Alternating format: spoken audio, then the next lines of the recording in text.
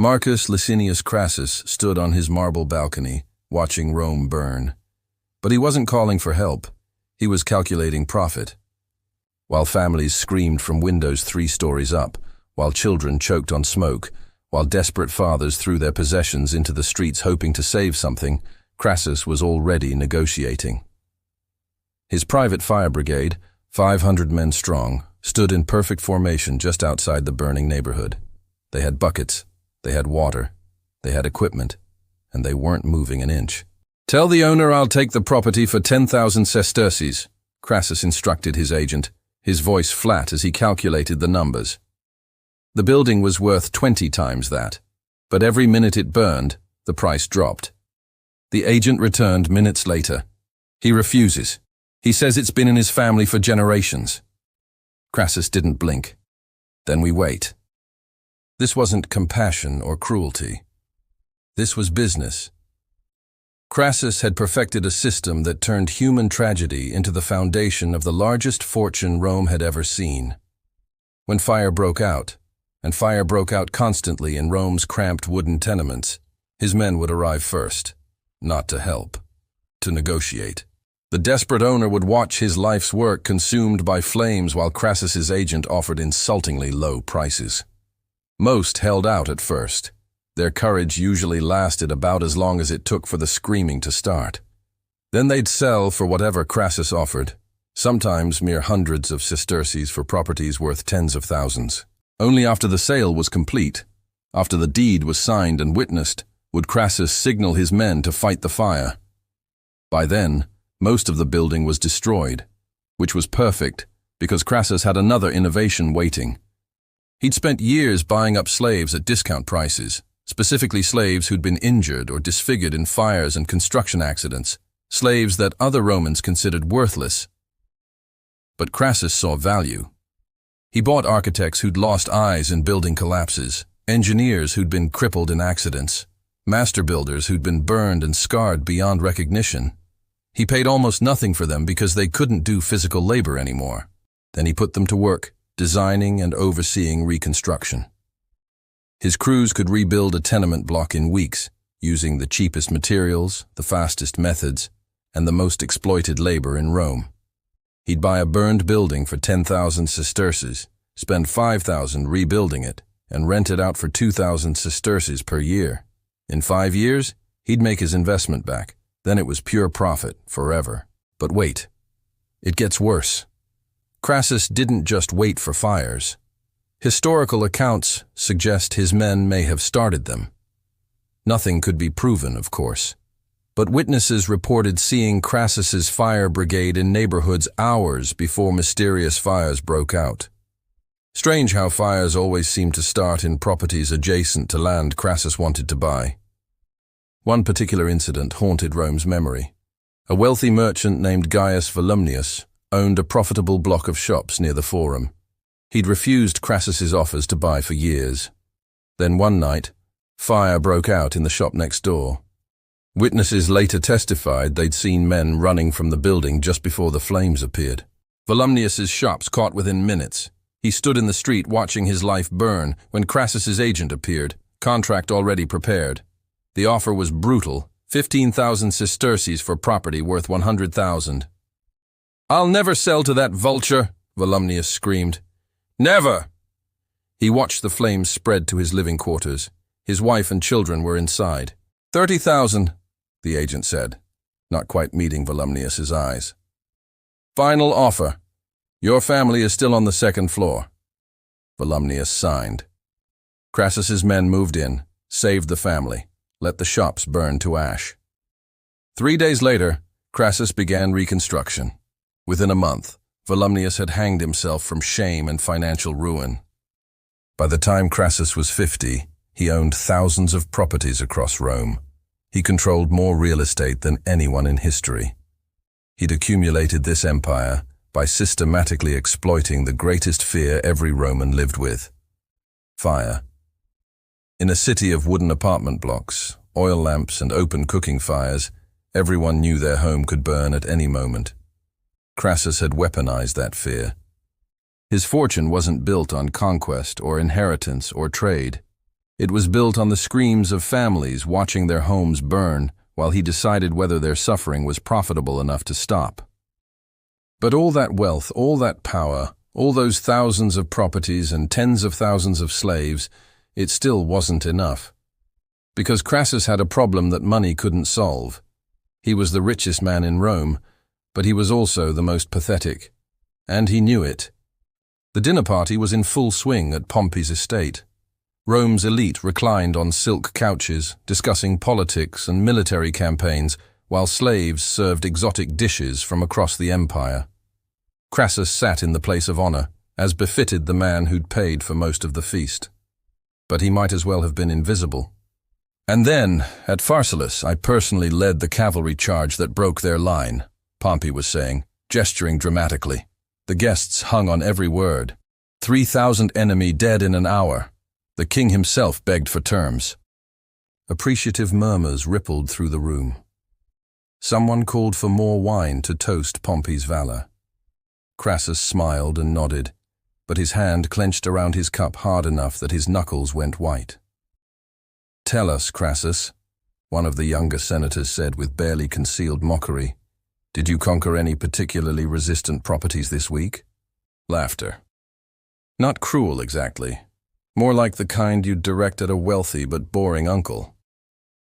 Crassus forced his smile wider and played along. He always played along. What choice did he have? This was his life. The richest man in Rome, treated like a glorified accountant at his own parties. Pompey had conquered kingdoms. Julius Caesar was subjugating Gaul, sending back reports of battles against hundreds of thousands of barbarians. These men commanded armies. They won triumphs. They had songs written about their victories, statues erected in their honor. Crassus had money, just money. It wasn't supposed to be this way. He'd helped put down Spartacus's slave rebellion, crucifying 6,000 rebels along the Appian Way as a warning, but Pompey had arrived at the last moment and claimed credit for the victory. Now everyone remembered Pompey the Great, conqueror of slaves. Crassus was just the man who'd paid for the crosses. The obsession consumed him. Every night he'd lie awake calculating his wealth, comparing it to Pompey's military glory, to Caesar's political genius. He was richer than both combined.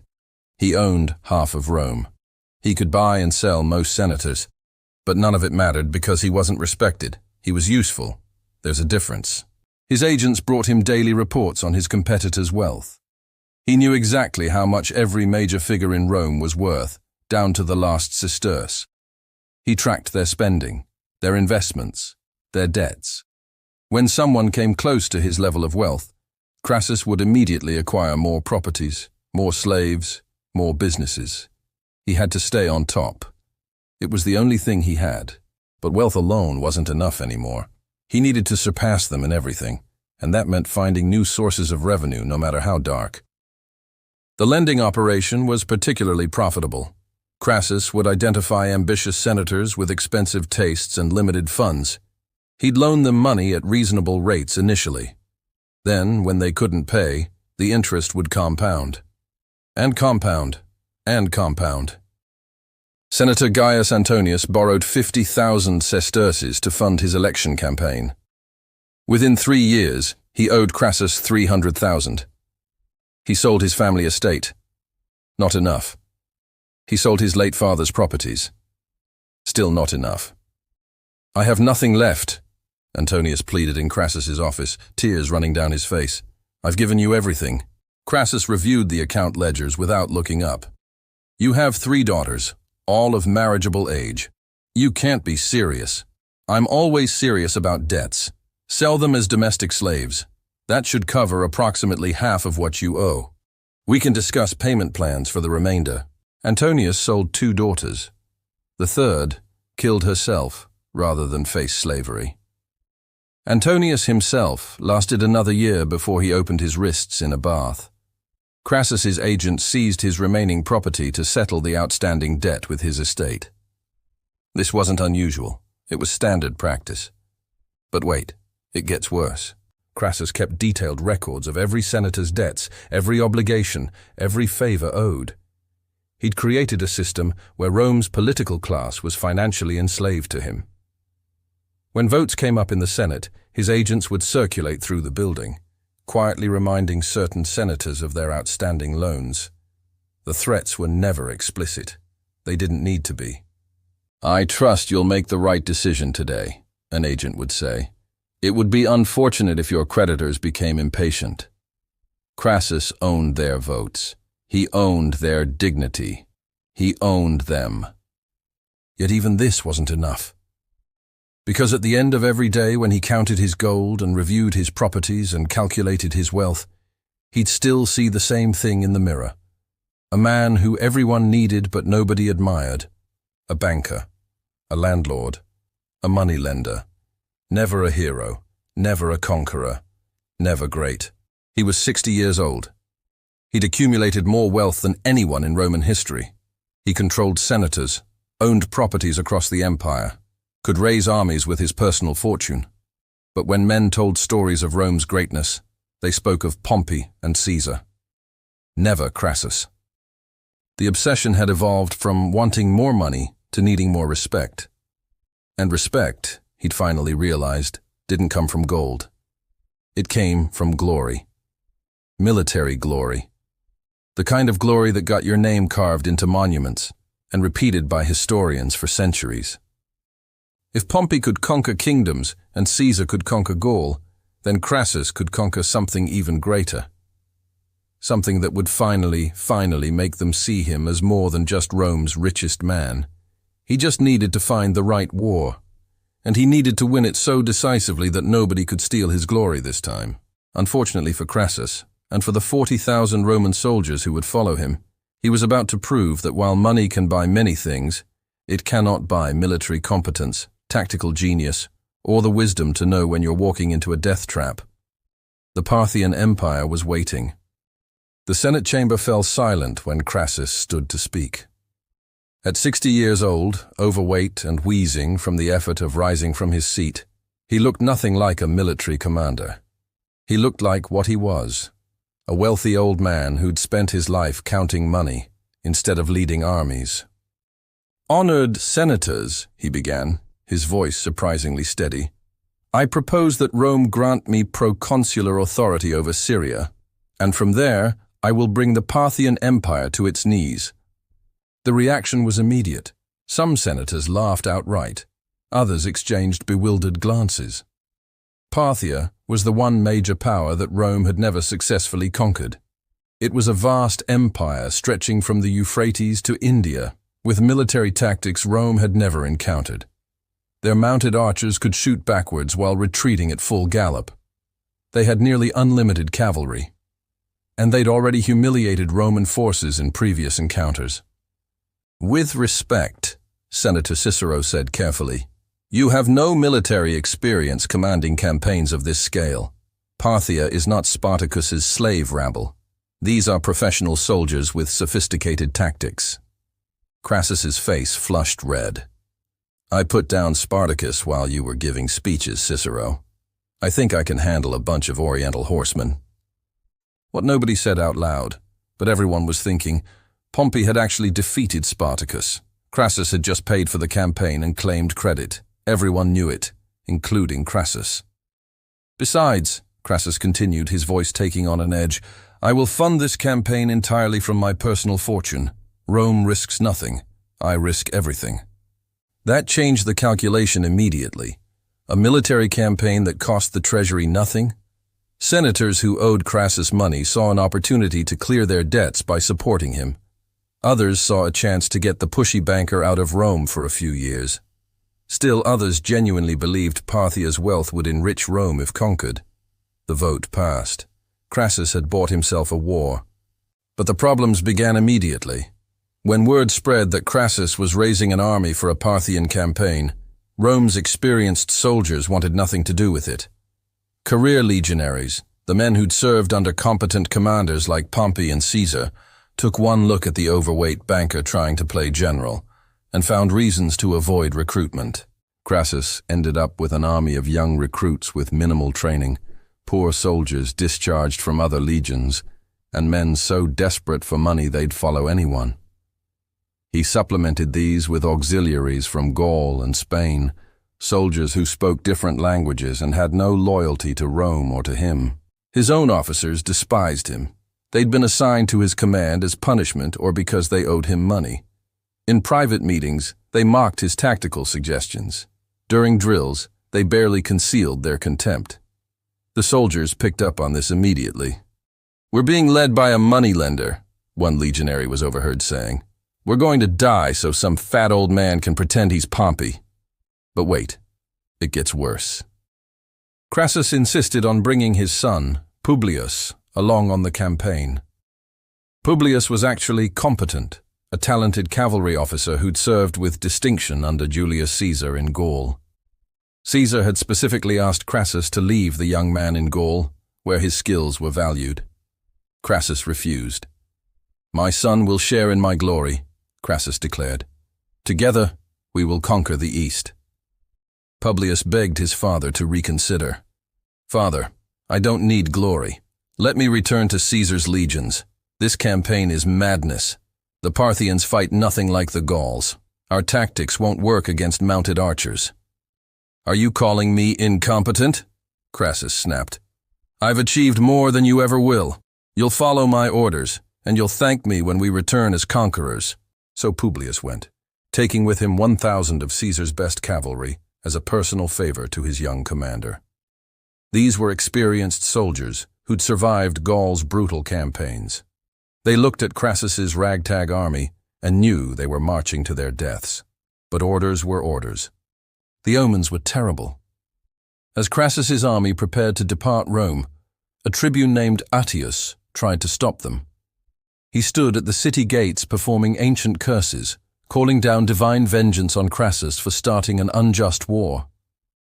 "Let the gods witness," Attius shouted, "that this man leads Rome's sons to pointless death.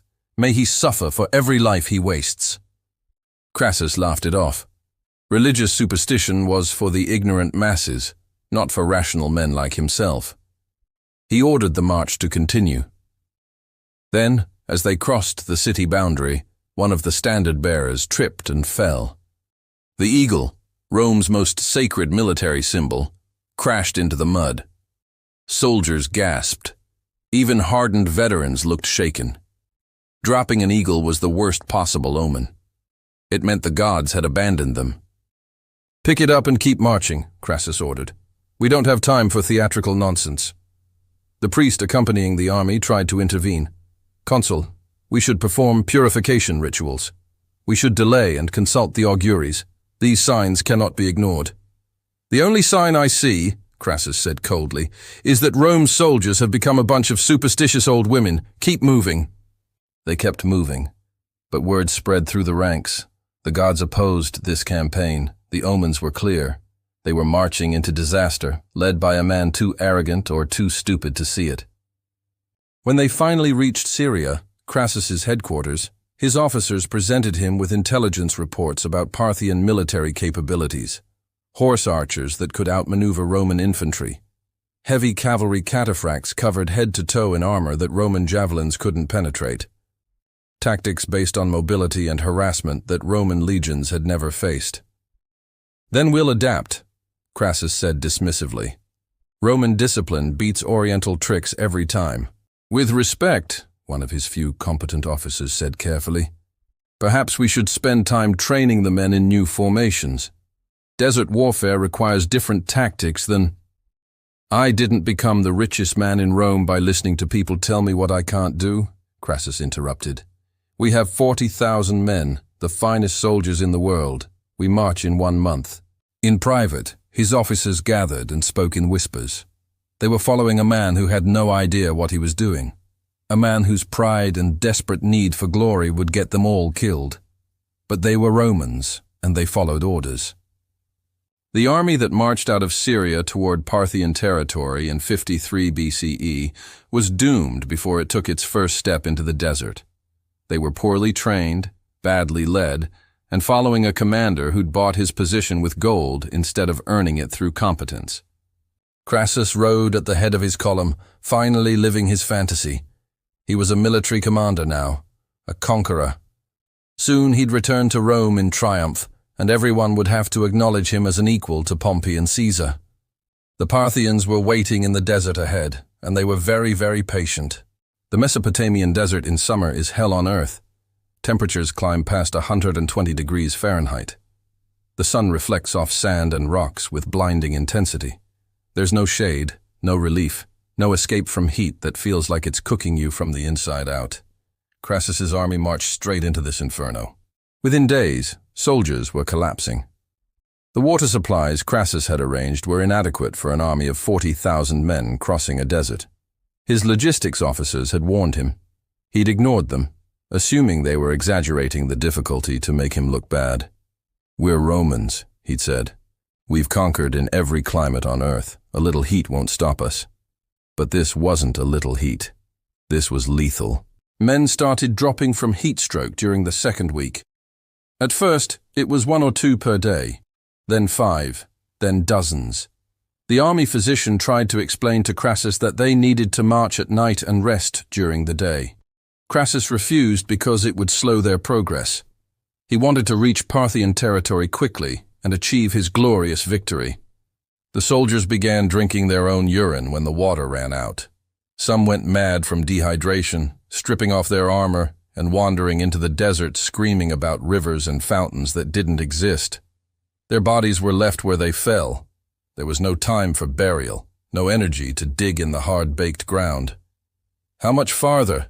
Crassus kept asking his guides. Armenian guides he'd hired, who kept giving vague answers and leading them deeper into emptiness. What Crassus didn't know was that these guides were Parthian agents. They'd been bought and paid for, leading Rome's army into the worst possible terrain.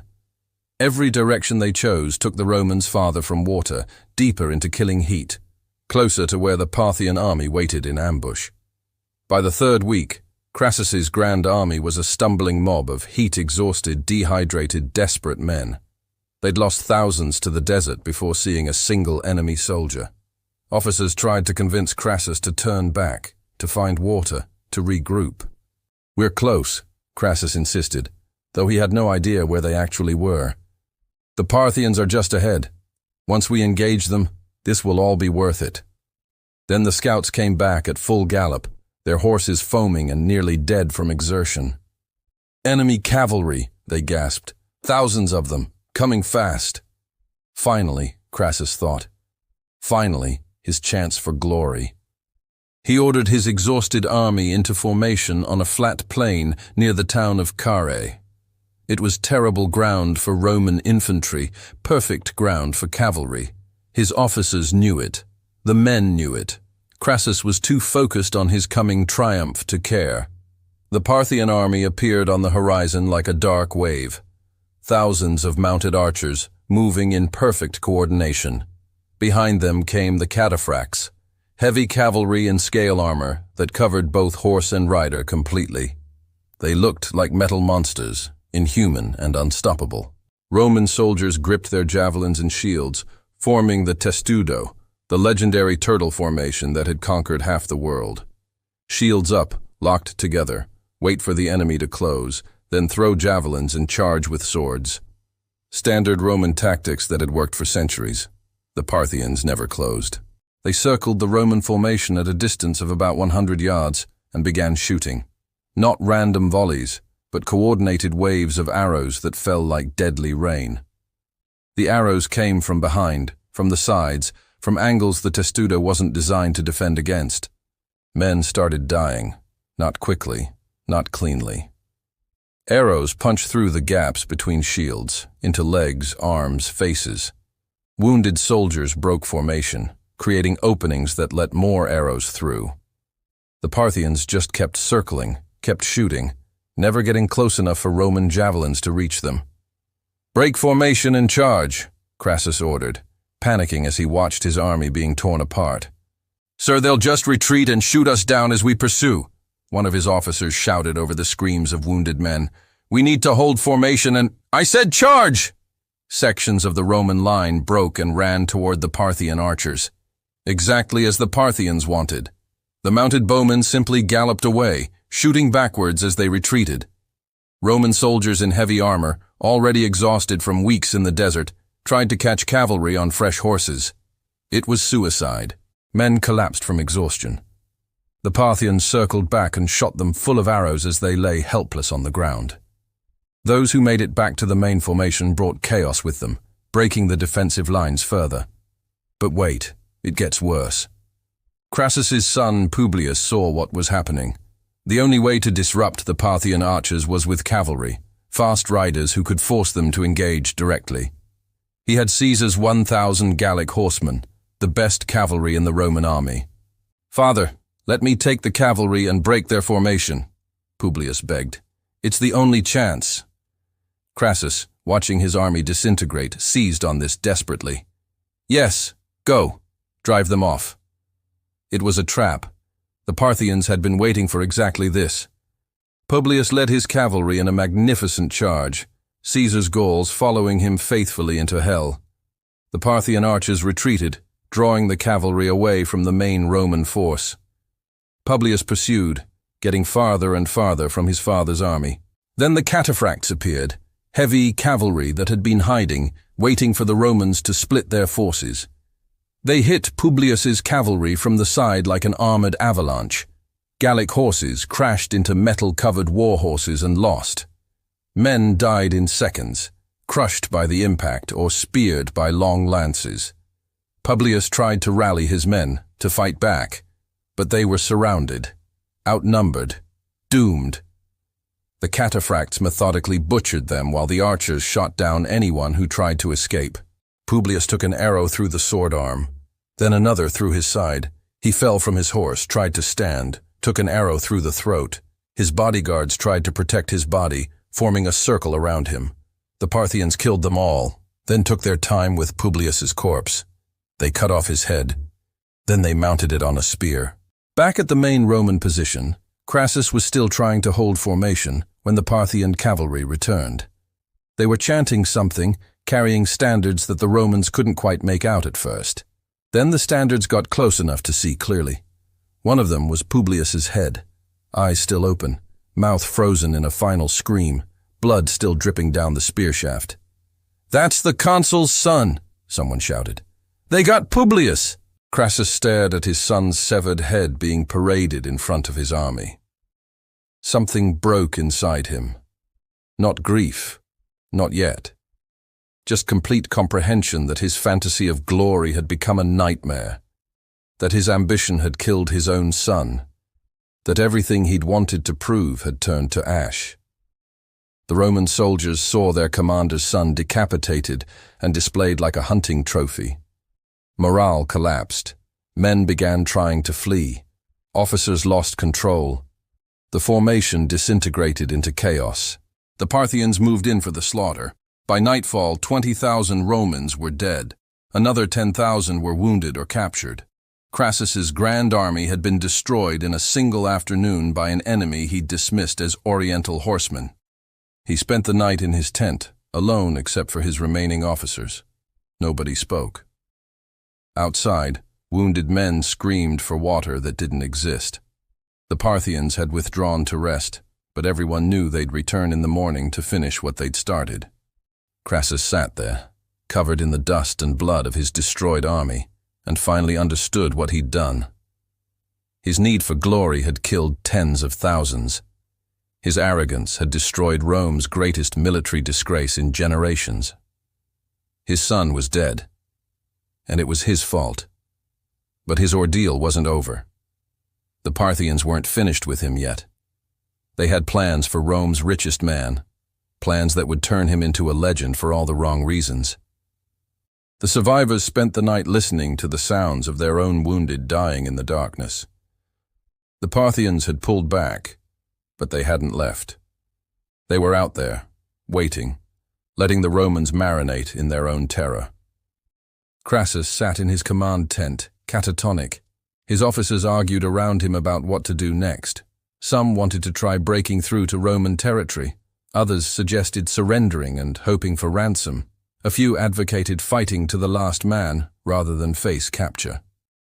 "We have perhaps 10,000 men still capable of fighting," one officer said. "If we march tonight, we might reach the hills before..." "We need to surrender," another interrupted. "Offer them terms. They might accept ransom for the consul." "They displayed his son's head on a spear," a third officer snapped. "Does that seem like an enemy interested in negotiating?" Crassus said nothing. He'd stopped speaking hours ago, after watching Publius's head paraded around the battlefield. His eyes were empty. Whatever had driven him to this disaster, whatever desperate need for glory had consumed him, was gone. All that remained was a broken old man who'd finally understood the cost of his ambition. As dawn approached, Parthian messengers rode up under a flag of truce. They called for Crassus by name. They wanted to negotiate. His officers were suspicious immediately. "It's a trap. They want to capture you." But Crassus barely heard them. Maybe he didn't care anymore. When they helped him onto his horse to ride out to the Parthian lines, he moved like a man already dead. The Parthian commander, Serena, was younger than Crassus expected. Maybe 30 years old, dressed in silk and gold, looking more like a prince at a feast than a general after a battle. He smiled when Crassus approached. "The great Crassus," Serena said in perfect Latin. "We've heard so much about you, the richest man in Rome, the man who owns half your city. Tell me, did all your gold help you in the desert?" Crassus said nothing. "I have a proposal," Serena continued. "Safe passage for you and your surviving men back to Roman territory. All I ask is that we formalize a peace treaty. You agree to withdraw from Parthia, and we allow you to leave with your lives." Quite generous considering the circumstances. It was obviously a trap. Every Roman there knew it. But what choice did they have? Stay and die fighting? Surrender unconditionally? At least this offered hope, however slim. "We agree," one of Crassus's officers said when the consul remained silent. "Take us to wherever we need to sign these terms." As they rode toward the Parthian camp, Roman soldiers watched their commander leave. They knew they'd never see him again. The Parthians led them deeper into their lines, surrounded by thousands of mounted warriors. Any thought of escape died quickly. Then, suddenly, the procession stopped. Serena turned his horse around. "I'm afraid there's been a misunderstanding," Serena said, still smiling. "You see, my king doesn't negotiate with invaders, especially not incompetent ones who lead armies to pointless death." Before the Romans could react, Parthian soldiers grabbed Crassus and dragged him from his horse. His officers tried to fight back. They were cut down in seconds, butchered with swords and spears while Crassus was forced to watch. They bound his hands behind his back, tied a rope around his neck like he was an animal being led to market. Then they paraded him through the Parthian camp while soldiers jeered and threw filth at him. The richest man in Rome, reduced to a chained captive covered in shit and spit. But wait, it gets worse. Word spread through the Parthian army about who they'd captured. Crassus, the banker who'd bought himself a war. The old man who'd thought money could substitute for military skill. The fool who'd led 40,000 Romans to die in the desert because he was jealous of Pompey's glory. Parthian soldiers gathered to see this legendary figure. They laughed at how pathetic he looked, this fat old Roman on his knees, crying, begging for mercy in broken Greek because he didn't speak Parthian.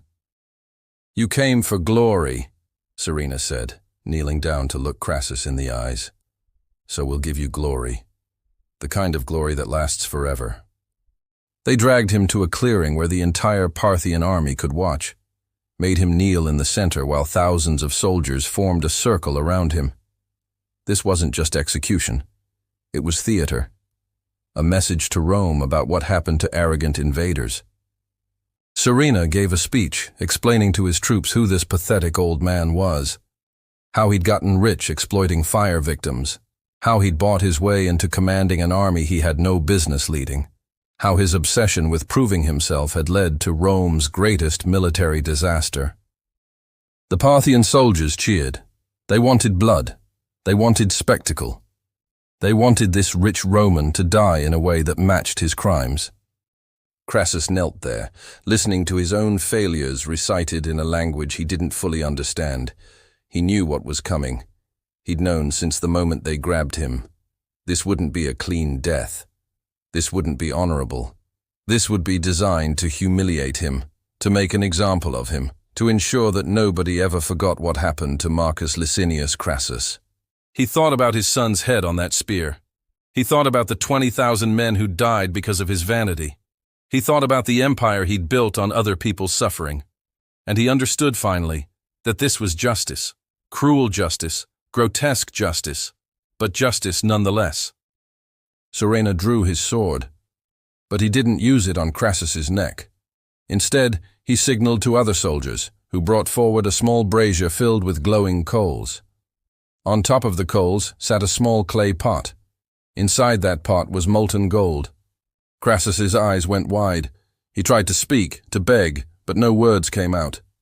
Just animal sounds of terror. "You came to conquer Parthia for gold," Surena said, raising his sword.